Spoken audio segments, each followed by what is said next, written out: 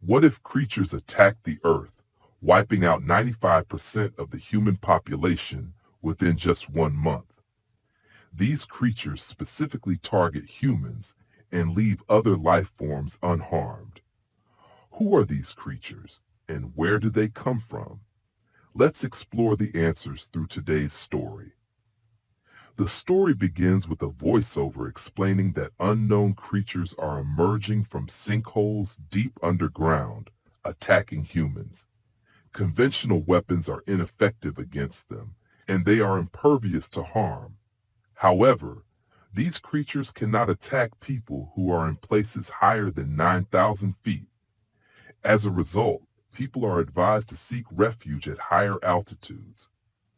3 years later, in Colorado's Rocky Mountains, we meet a boy named Hunter, who climbs a high mountain to get a better view. Suddenly, he hears a noise and begins running back home, realizing the terrifying creatures are chasing him.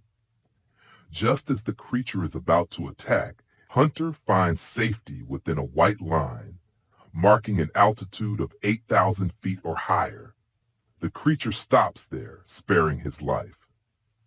We then see the Lost Gulch refugee area, located at an altitude of 8,460 feet, with a population of 193. Hunter's father, Bill, is here, and he scolds Hunter for crossing the 8,000-foot safety line. Hunter tries to explain that he was looking for other survivors, but Bill, concerned for his son's health, warns him that such actions could cause his lungs to seize due to his condition. Hunter has a lung problem and requires oxygen every night. Bill doesn't want to lose his son, just as he lost his wife, Tara, in the past. Later, we see Bill's wife's best friend, Katie, who talks to Bill about Hunter's rebellious nature. Bill expresses his fear that, despite their survival for 3 years, they are still in danger. Hunter needs to understand the gravity of their situation. Meanwhile, another character named Nina is introduced, shooting at a shield made from the skin of one of the creatures. We don't yet know how Nina came into possession of this shield. That night, Hunter's oxygen filter malfunctions and he starts to struggle for air. Bill quickly fixes it, saving his son. This incident deeply worries Bill, and he starts planning a journey to a place called Welder. The next day, on Hunter's birthday, Bill tells him that he needs to leave because their oxygen filters are failing. Hunter refuses to let his father go, as he remembers how his mother died in a similar situation. This sets the stage for a dramatic and emotional struggle for survival, as Bill must decide whether to leave for Welder, while Hunter continues to defy the rules that might save his life. Bill promises his son, Hunter, that he will return, and the next night he goes to Nina to discuss his plans. He tells her that he's leaving for Welder because he has no other choice. Nina, however, tries to convince him that it's impossible to survive. She warns him that he cannot face these creatures and will be killed quickly. According to Nina, there is no route that will keep Bill above 8,000 feet for long, and even if he drops just a little below, the creatures will find him using the carbon dioxide he exhales and kill him. The journey to Welder would take 2 days, and the creatures would easily track him down. Bill, however, reminds Nina that she is one of the few survivors who fought and lived against the creatures. She's done extensive research on them and knows their weaknesses. In fact, Nina has a lab in Welder where she may have discovered a way to defeat the creatures. Bill also reveals that Nina's research partner, his wife Tara, was killed by the creatures years ago. Bill suggests taking the route through the coal mines, which cuts through the mountains. However, Nina warns him that it's a trap, and traveling through it would be a death sentence. Bill insists that he knows the route well because he used to work there. Despite Nina's objections, Bill sticks to his plan and Nina starts working on a tracker that might help. The next day, Bill's friend Katie joins him, despite his protests, saying that they will have to face the creatures sooner or later. She encourages Bill to start the journey now, and they set off.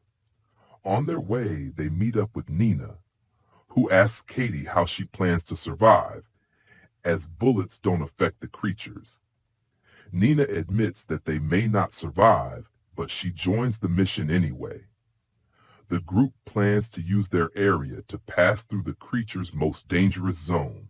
Nina explains that her tracker detects the electromagnetic field produced by the creatures, known as reapers. These creatures emit the highest electromagnetic field of any animal on Earth, and this is how they can be tracked. As they continue their journey, they come across a herd of horses, which confirms that the reapers only hunt humans. Soon, they reach an area at 7610 feet, where Bill suggests that they can reach the higher path above 8,000 feet to make the journey easier. Just as they prepare to continue, Nina's tracker signals that a reaper is approaching fast. The group quickly starts running toward the safety of the lifeline, with Katie attacking the reaper. However, her attacks only seem to anger the creature, and it becomes even more aggressive.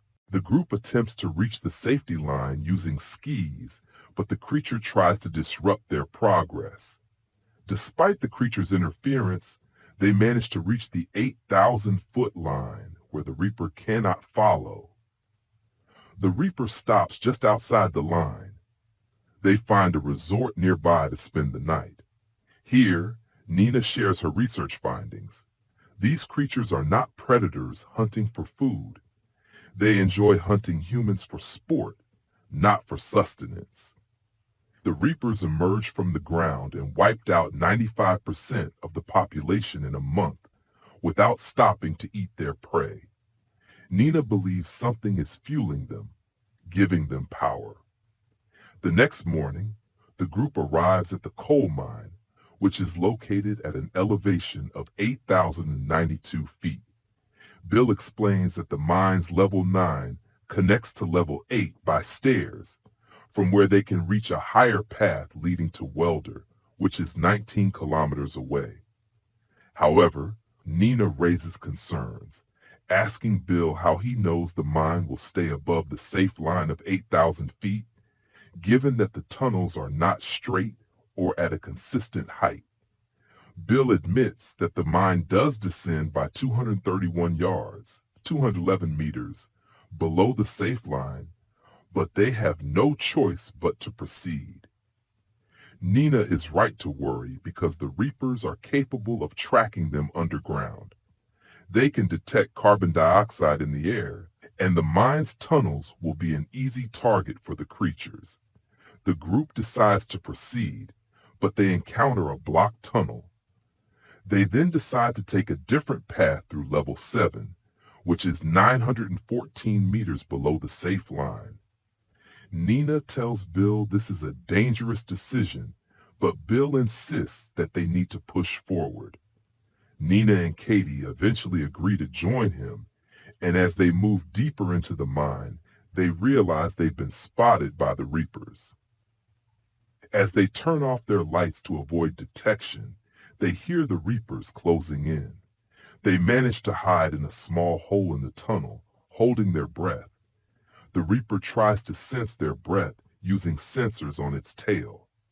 Meanwhile, Katie sees a light on the other side and uses a flare to distract the reaper, allowing them to escape. However, another reaper on the other side grabs Katie and drags her away, killing her. Nina and Bill get a brief moment to escape and manage to get out of the mine, but they are devastated by Katie's loss. They continue their journey and spend the night in a broken-down house. They find a car in good condition, and during dinner, Nina tells Bill about a chemical called Paraclase in her lab. It's a cubic version of magnesium oxide, and she believes they need it. According to Nina, the Reaper's skin is electrically charged, and this defensive mechanism makes it impossible for bullets to penetrate. However, if bullets are coated with paraclaz and fired at the Reapers, the reaction would create a powerful internal conversion, potentially killing them. Bill thinks Nina's research is foolish, but they press on. The next day, using the car, they manage to reach the Welder Hospital. On the 5th floor of the Welder Hospital, Bill finds filters, but just as they are about to make use of them, a Reaper attacks.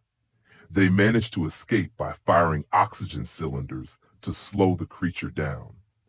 With this brief opportunity, they rush to Nina's lab, where she starts preparing the magnesium oxide paste. While in the lab, Bill comes across photos of Nina's family. Nina explains that her team was researching a chemical called cobalt, which could triple the flow of electrons in batteries. However, during this research, Reapers attacked, and Nina's entire family was killed. She also tells Bill that she never forced his wife Tara to join her, but Tara chose to do so on her own. After preparing the paste, Nina fires the coated bullet at the Reaper's shield, but the shield remains intact. She tells Bill to leave as she needs to conduct more experiments to figure out how to kill the Reapers, even if it means risking her life. Bill, thinking of his son Hunter, reluctantly decides to leave, but is interrupted when his car's tire bursts and the car flips. Meanwhile, a Reaper approaches Nina, and she realizes she hasn't yet used cobalt. Knowing cobalt could enhance the electron flow 3 times, she quickly applies the cobalt paste to her bullets. As the Reaper lunges at her, she shoots it, killing it. Elsewhere, Bill is running up the mountain trying to escape, but a Reaper surrounds him. Bill fires at the creature and is almost defeated when a bullet hits the Reaper, causing it to fall. The Reaper explodes, and we learn that Nina was the one who fired the bullet. Thanks to the cobalt, Nina has now found a way to kill the Reapers. She proceeds to eliminate the remaining Reapers one by one. After seeing their remains, Nina and Bill realize that these Reapers were not real creatures but machines. They didn't eat, breathe, or sleep. They were designed solely to eliminate humans and couldn't go above 8,000 feet, likely due to their design limitations. The two look up at the sky, wondering who created them.